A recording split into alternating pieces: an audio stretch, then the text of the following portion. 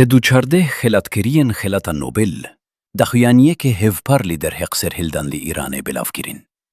Sê xêlatkiriyên xêlata Nobel bi belavkirîna daxuyaniyekê dîrokiya hevpar, têvî piştevanîkirin di xelkê Îranê, têpeserkirîna xelkê Îranê ji aliyê rejîma Îranê ve bi tundî şermezar kirin û ragihandin ku xwenîşandev li Îranê bi bilindkirîna dengê xwe ya azadîxwaziyê her kurê dîktatoriyek çî şahîtî bê û çî olî, red kirine û dexwaza komarekê demokratîk, pluralîst û dûr ji her gendeliyekê dikin.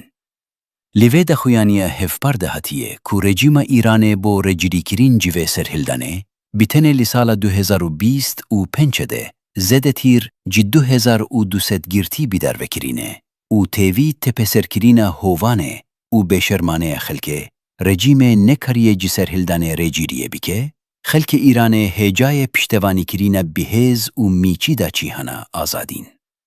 Em xêlatkiriyên xêlata Nobel daxwaz jî rêberên welatên pêşketiyên cîhanê dikin ku bi piştevanîkirînê xelkê Îranê bo guherîn, azadî û dakpeveriyê çivakî, bi tevlîbûna Îranê bi çivaka gelên demokratîk alîkariyê bidin wan.